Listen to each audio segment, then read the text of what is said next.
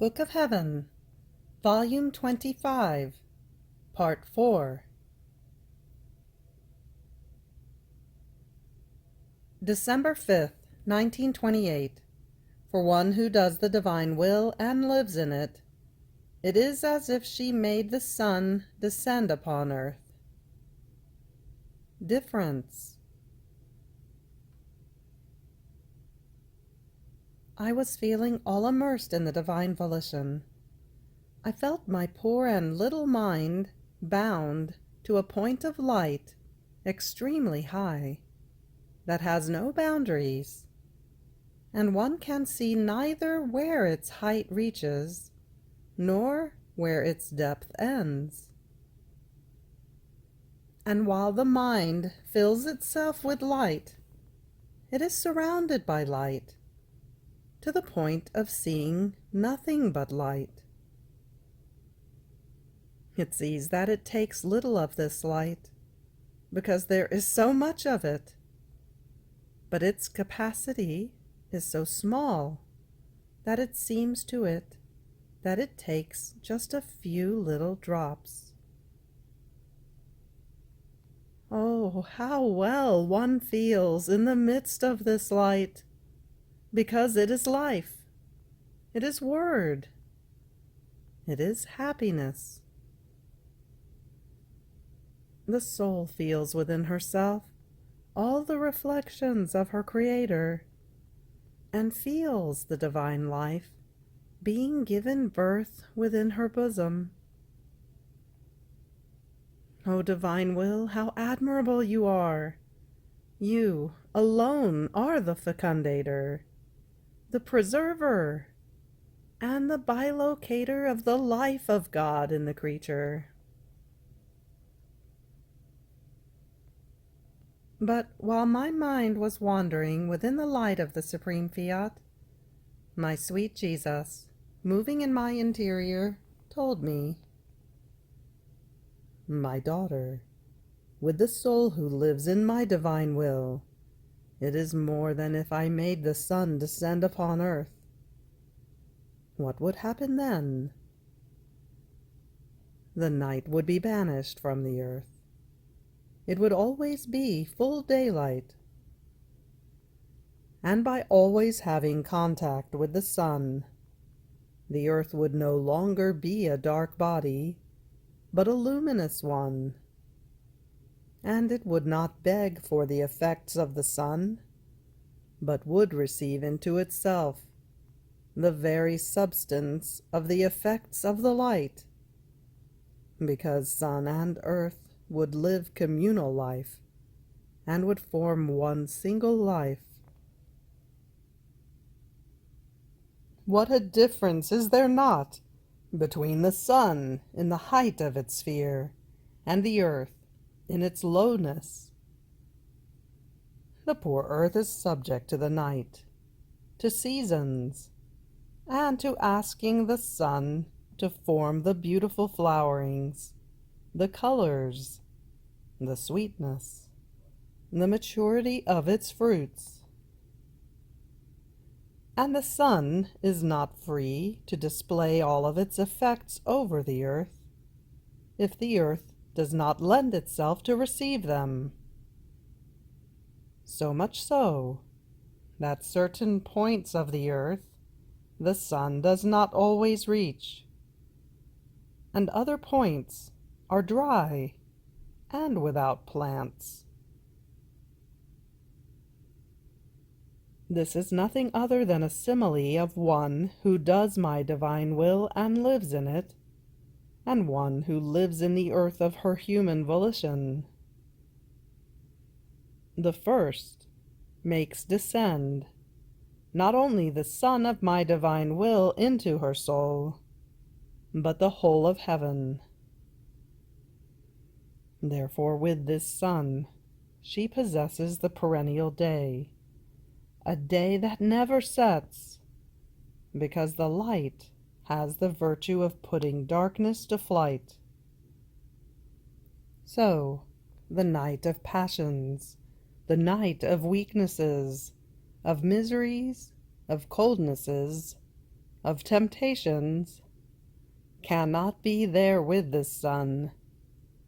And if they wanted to draw near to form the seasons in the soul, this sun beats down its rays and puts all nights to rushed flight, saying, I am here, and that is enough. My seasons are seasons of light, of peace, of happiness, and of perennial flowering. This soul is the bearer of heaven upon earth. On the other hand, for one who does not do my divine will and does not live in it, it is more nighttime than daytime in her soul. She is subject to seasons and to long rainy times that render her always disturbed and labored, or to long droughts, in which she reaches the point of lacking the vital humors in order to love her Creator. And the very sun of my divine will, because it does not live in her, is not free to give her all the good it possesses. Do you see what it means to possess my divine volition? It is to possess the source of life, of light, and of all goods.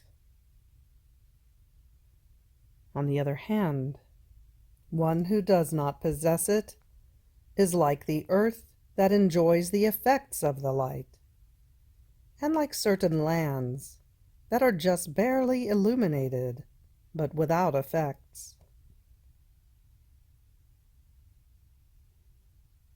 December 8th, 1928. Why all creation celebrated the conception of the Sovereign Queen. How the Virgin awaits her daughters into her seas in order to make of them queens. The Feast of the Immaculate Conception.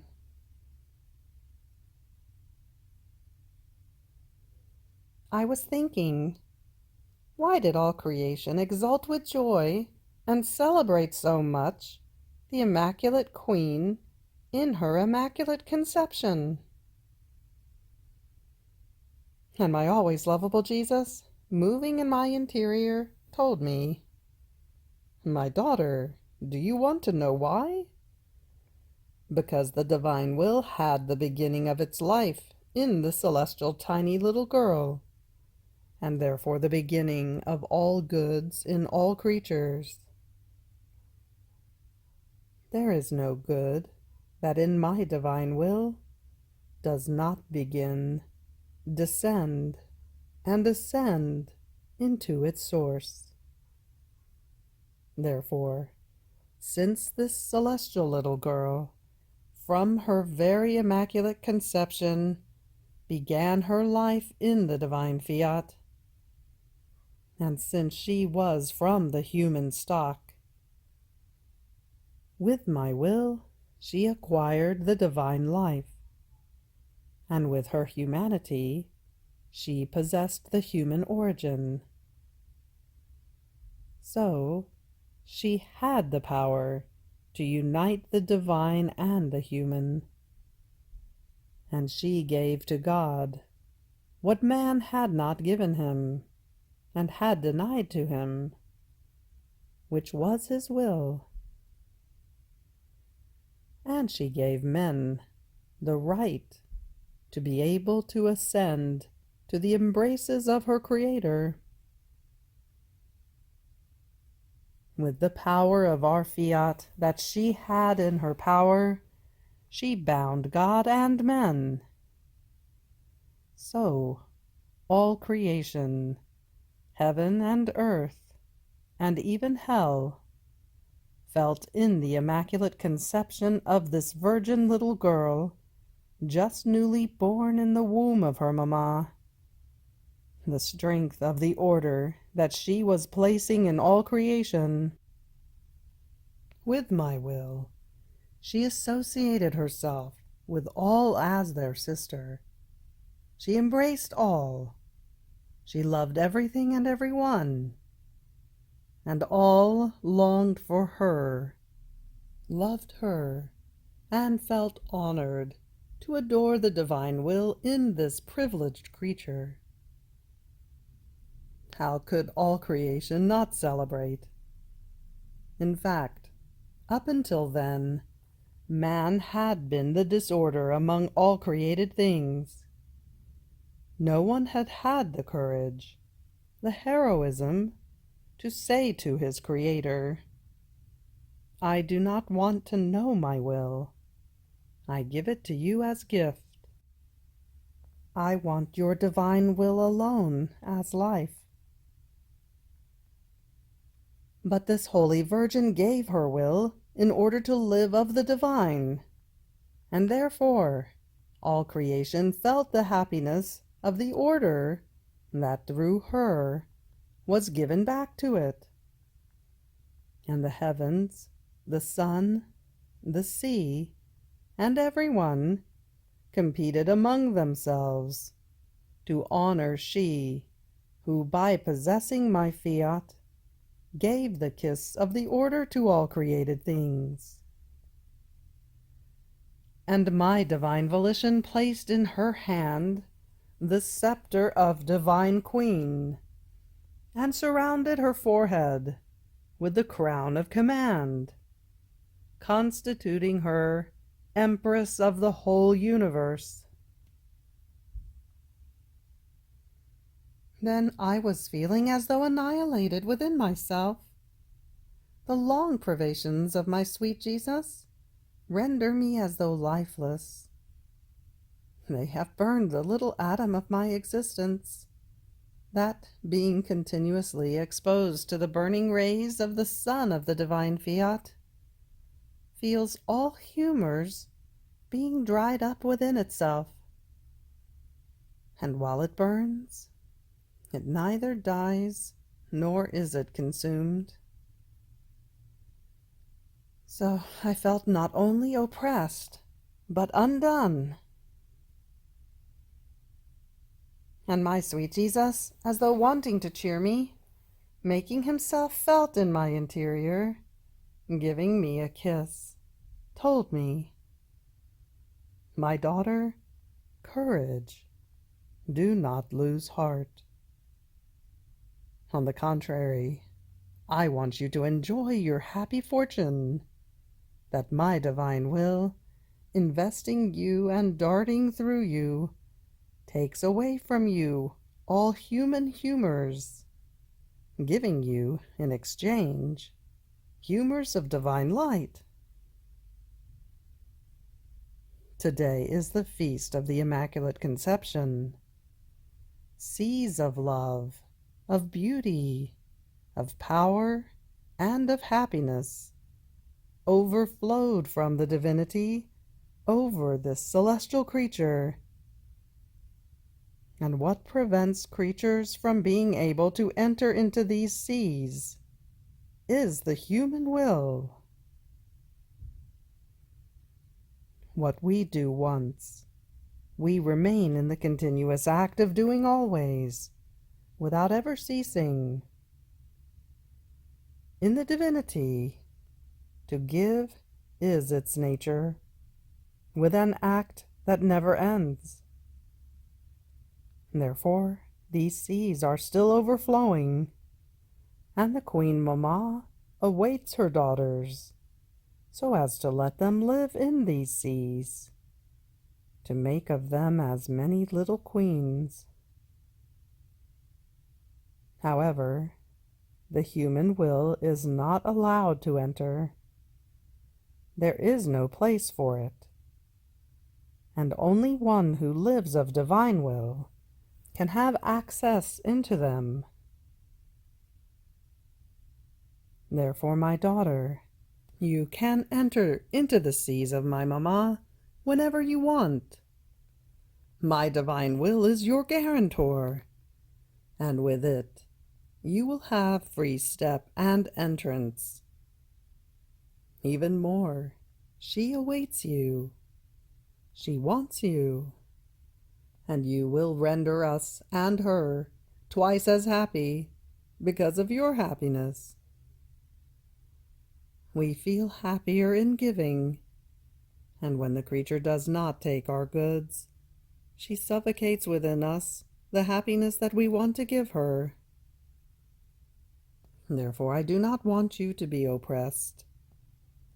Today is the greatest feast, because the divine will had life in the Queen of Heaven.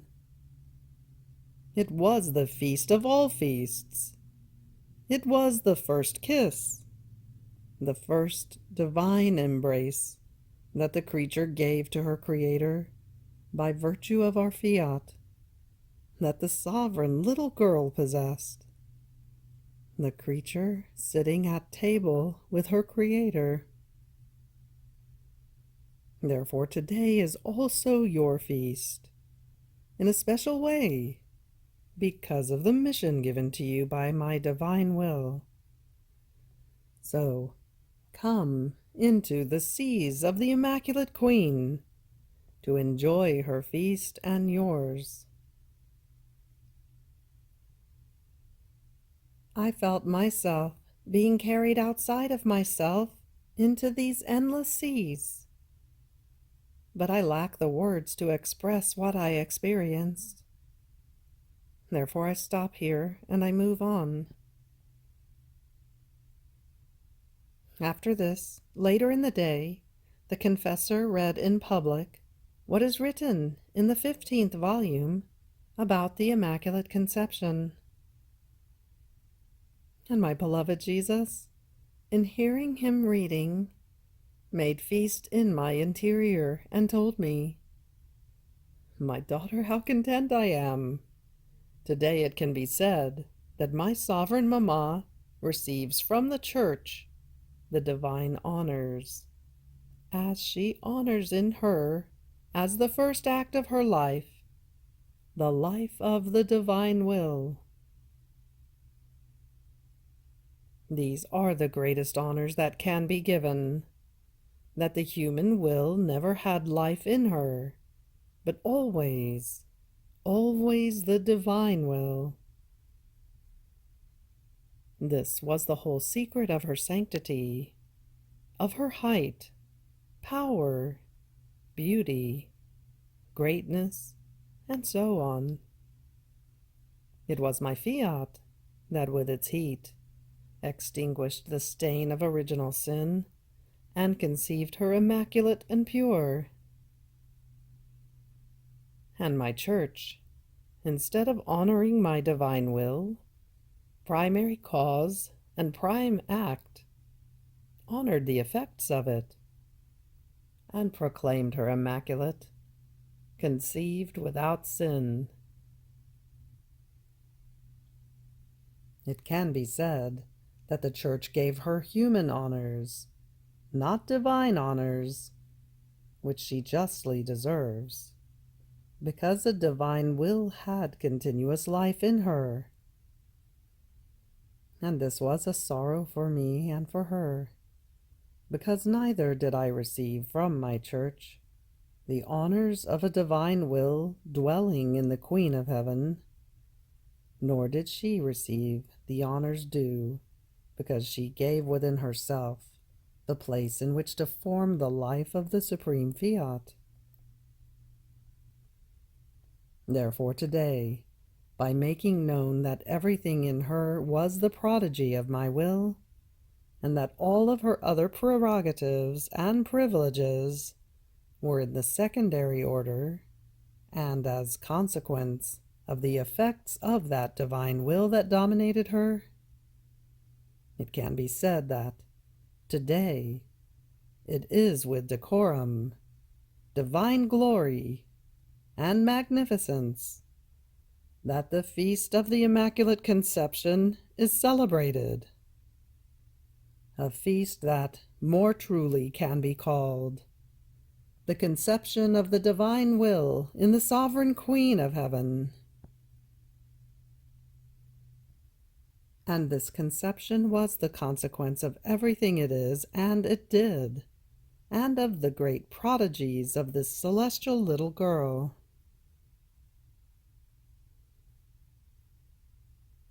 After this, with a more tender emphasis, he added, "My daughter, how beautiful, delightful it was to see this celestial tiny little girl, even from her Immaculate Conception.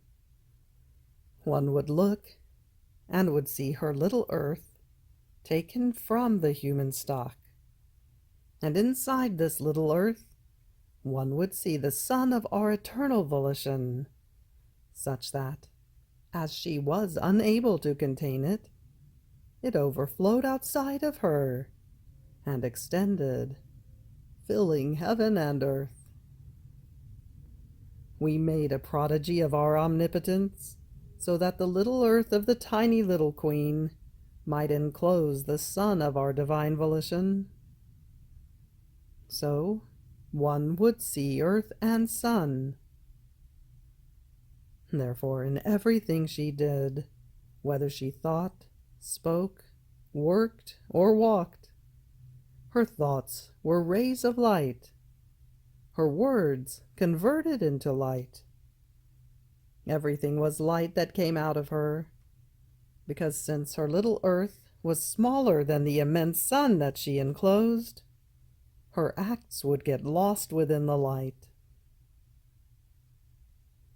And since this little earth of the celestial sovereign was vivified, animated, and preserved continuously by the Son of my Fiat, it appeared always flowery, but with the most beautiful flowerings that turned into most sweet fruits, such as to draw our divine gazes and make us remain enraptured, but so much that we could not do without looking at her, so great was the beauty and the happiness she gave us.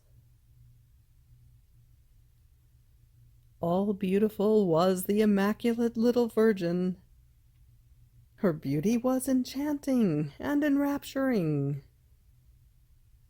It is enough to say that she was a prodigy of our will, to say everything. Oh, if creatures knew what it means to live of will of God, they would lay down their lives to know it and live in it. December 13th, 1928.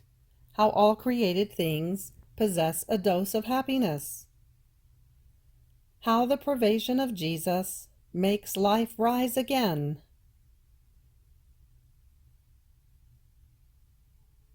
I was fusing myself in the holy divine volition, and as I accompanied its acts done in the creation, my sweet Jesus, moving in my interior, told me, "My daughter, all created things were created by us with a dose of happiness, one distinct from the other.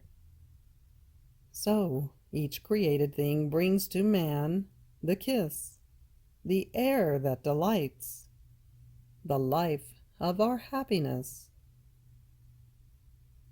But do you know who feels all the effects of our many happinesses that are spread in the creation descend into her interior, to the point of remaining soaked with them like a sponge? One who lives in our divine will. Our happinesses are not foreign to her, because since she has her taste purified by our Fiat and not corrupted by the human will, her taste and all of her senses have the virtue of enjoying all the happinesses that are present in the created things. And we feel so much happiness and joy in seeing one who does our will, as though sitting at the table of our happinesses, and feeding herself with as many different bites, for as many as are the happinesses present in the created things. Oh, how beautiful it is to see the creature happy! At that moment, Jesus kept silent, and I heard the sound of the harmonium playing in the chapel. And Jesus pricked up his ears to listen.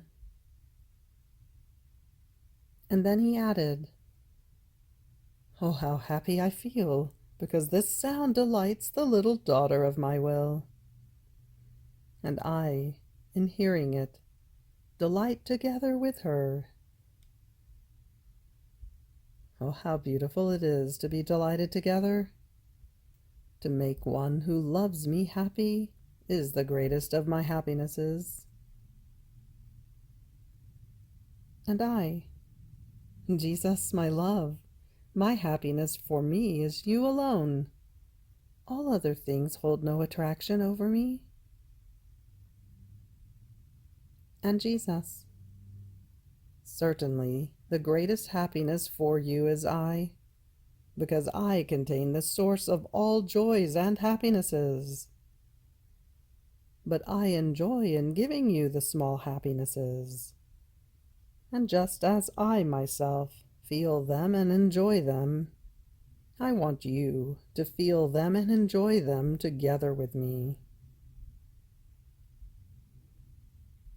Then I was thinking to myself, Jesus delights so much when I delight in the many happinesses that he spread in the creation.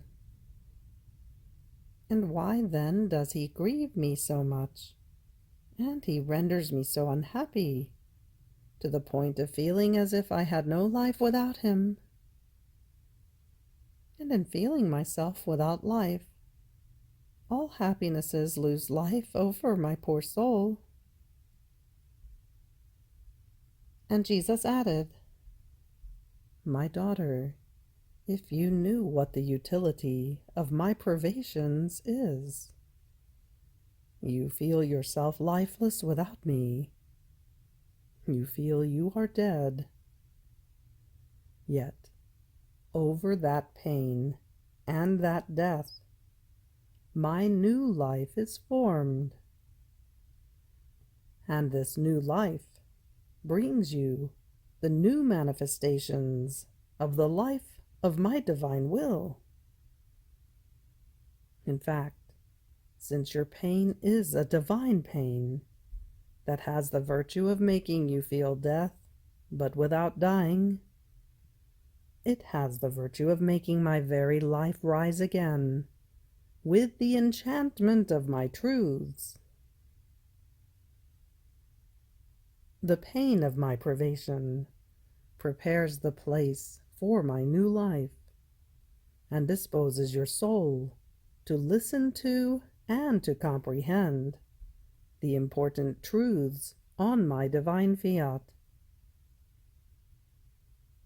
If I did not deprive you of me so very often, you would not have had the new surprises of your Jesus, his many teachings. Have you yourself not seen how, after you have been without me, and you thought that everything was over for you, my life would rise again in you? And all love and festive, I would set about giving you my lessons? So, when I deprive you of me, I remain hidden in you, and I prepare the work to give you, and my new life to rise again. I too suffered the pain of death, to make all creatures rise again in the pain of my death. Death suffered in the divine order, and in order to fulfill the divine will, produces divine life, so that all creatures might receive this divine life. And after having suffered so many deaths, I wanted to really die. How many goods did my resurrection not produce? It can be said that with my resurrection, all the goods of my redemption rose again, and with it, all goods rose again for creatures, as well as their very life. Therefore be attentive, and let me do. You have reached the end of the Book of Heaven, Volume 25, Part 4. Fiat.